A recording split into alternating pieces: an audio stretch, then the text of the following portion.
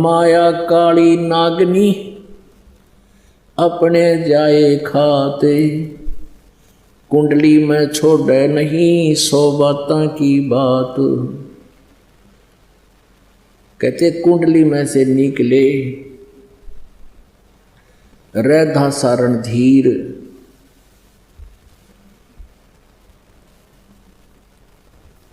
अब जैसे एक ये सांपनी जो होती है सर्पणी, वो अंडे उत्पन्न करती है और जब अंडों से बच्चे निकलने का समय आ जाता है, ये उन अंडों के चारों तरफ अपनी दूम से एक कुंडली लगा लेती है, घेरा लगा लेती है और फिर उनको अपने फन से फोड़ती है, उसमें से बच्चे निकाल देती है। फिर उन बच्चों को स्वयं ही खाती है। वो एक बच्चे को खा रही है, दूसरे बच्चों को पता है कि तुम्हारी खैर नहीं है, वो तुरंत भागने की चेष्टा करते हैं, ऐसे ऐसे दूर दूर घूमते हैं। परमात्मा कहते हैं जो उसकी कुंडली से निकल गया उसको तो वो खाती नहीं, और कुंडली में रह गया उन्हें सारा न खाओगी। तो ये ईब एक कुंडली है इस काल की, और ईब इस कुंडली से निकलने का समय है। इस भक्ति को करके आप निकल गए तो काल की कुंडली से बाहर हो गए, और कुंडली में छोड़े नहीं, यहां रहोगे तो यू खावेगा, आपको दुर्गति करेगा। अब परमात्मा ने अपने पाने का विधान बताया है कि सबसे पहले गुरु हो, गुरु पूरा हो, उसको आदेश हो नाम देने का, और ये 3 मंत्र का जाप उसके पास हो, और कमलों के मंत्र भी उसके पास हो,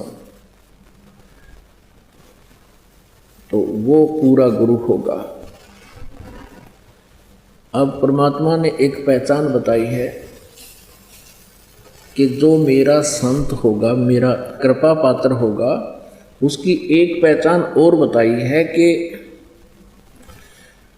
जो मेरा संत मेरा सत शब्द दृढ़ावे, सत शब्द यानी मूल शब्द, मूल ज्ञान, जो संत मेरे तत्व ज्ञान को बतावेगा, वाके संग सब राड बढ़ावें, और अस संत में तन की करनी, धर्मदास में तो कुवरणी।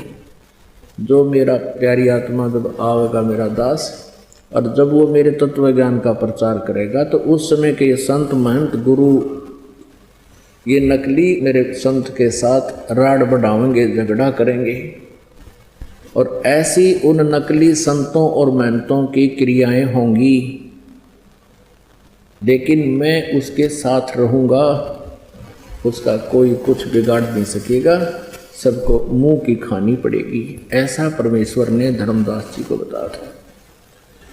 धर्मदास जी ने कहा था, प्रभु